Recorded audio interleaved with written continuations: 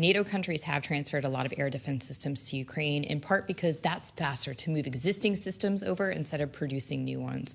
A second factor is certainly, as the weekend attack by Ukraine demonstrates, the nature of warfare has changed. There are far more complex challenges in the air that these countries have to worry about. And the third factor, which probably won't be an explicit one, is that Europe and Ukraine remain heavily reliant on the U.S. for those air defense systems, especially Patriots. And so if we're envisioning a future in which the U.S. is less willing to provide aid directly to Ukraine and Europe needs to backfill that, they may want more of their own systems to provide that option. How many NATO members can afford to meet this goal of five-fold increase? Do we have a sense of that? Well, fortunately, many NATO members have already been increasing their defense spending over time. Even some of the laggards like Spain are now talking about trying to finally reach that 2% benchmark. Granted, now the bloc is talking about even higher benchmarks, maybe as high as 5% when you incorporate different sources of funding that aren't limited to just the traditional military budget. All that being said, I think it depends on what the time frame is for achieving this goal. Many times NATO adopts sort of a time frame of allowing a few years for them to ramp up spending to meet their goals. Well, when we consider the funding question, what is that funding actually going to need to buy? What is needed to combat the likes of the attack that Ukraine just conducted? It was cheap drones that they were using. Is the counteracting force of cheap technology like that also cheap, or can it be really expensive? It can be cheap. The Russians, for example, have used very cheap things like nets and wires as a way of obstructing drones, or even jamming of drones depending on their technology to separate the drone from the operator. But the thing is, it's a cat and mouse game. Warfare is constantly evolving on the battlefield in Ukraine right now. So the solutions that they're developing to today's issues might be very different from where they are in a year or two from now. And all of that really complicates procurement because you're putting those orders in now against systems but that might not be on the battlefield when you're actually confronting the challenge. Which is why we've seen Russia using tethered drones that have an actual fiber line. The fiber optic, So they're not jammable. It's incredible. When you think back, though, Ukraine's been at this for a minute, experimenting with drones, trying to find new ways to use them. When they swarmed drones to sink Russia's flagship in the Black Sea, for instance, how prepared, to add on to Kayleigh's question, are we? How prepared are our naval assets for something like that?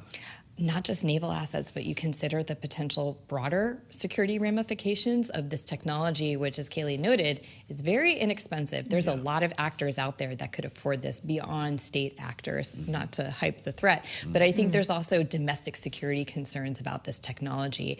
And one of the key questions is who else is going to be looking at what Ukraine did over the weekend and taking lessons away from it? Well, and I would imagine that not all of this is solvable with a golden dome that the president says will be ready in a few years. No, I think a golden dome, depending on how they scope it, is probably going to be more focused on traditional missile threats. When it comes to drones, again, a lot of it depends on the type of drone. You could have physical obstructions like the netting. You could have jamming as a way of disconnecting from the operator. With the sea drones, it's a similar sort of problem set, but those options might be available to you. A lot of this also relies on having good internet connectivity or satellite tech to connect and guide that drone to its destination. So in the meantime, we're popping off $1 million missiles to shoot down $100 drones? That's what we're saying here, right?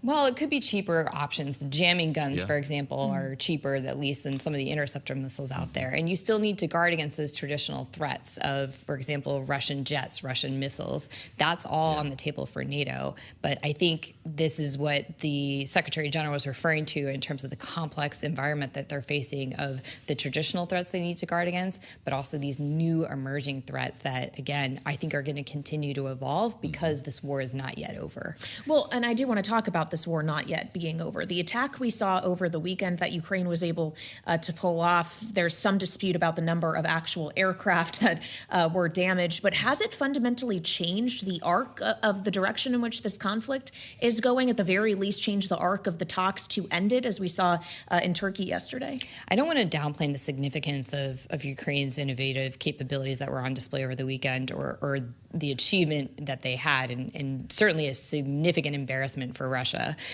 But at the same time, it's unlikely to have a major impact directly itself on the battlefield or at the negotiating table. I think the risk that it does create is how does Russia feel it needs to respond to this, particularly given the embarrassment it faces. You're a geo-economist, and when you consider the options of what might come next, the idea of Russia retaliating with something we haven't seen yet, either in terms of a nuclear attack or a massive conventional attack, which can still be incredibly destructive. What would that mean for economic implications throughout Europe and even here in the U.S.? Well, the summer is already underway, and that's traditionally the time period where Russia makes a major offensive against Ukraine. Yeah. That might already be underway. So I think we should certainly anticipate a stronger conventional push. Mm-hmm. I think Putin has employed the nuclear bluff quite a bit over the last few years, and I'm personally a little bit skeptical that he is actually going to follow through on that threat. Yeah. But I think what it points to is Russia has been willing to throw a lot of bodies and a lot of weapons at this issue, and that's essentially where their head is at. That time is on their side, battlefield edge is on their side. They're showing up to talks, but they're not doing much more than that.